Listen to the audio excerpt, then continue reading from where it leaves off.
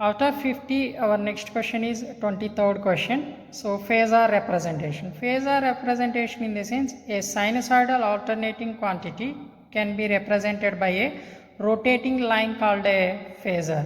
It means whenever we are taking any rotatory body like a motor or generator, so it's mean we are taking electrical energy most of the cases from generator. So that rotating part we are mentioning with sine wave.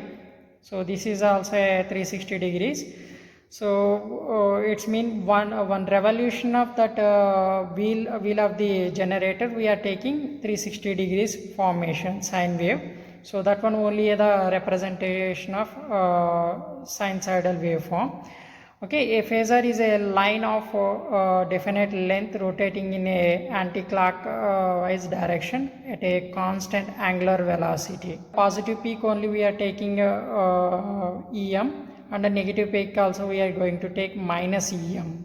Okay, so that phase of plus EM is a pi by 2. This is also a 90 degrees. At 90 degrees only we are going to get peak value. That's why we mentioned here pi by 2 radius or t by 4. T by 4 in the sense entire this sine wave we can divide into 4 parts. So 90 into 4, that is a 360 degrees. So that's why we can mention total cycles by 1 by 4, I mean 1 by 4th seconds we are mentioned here time period.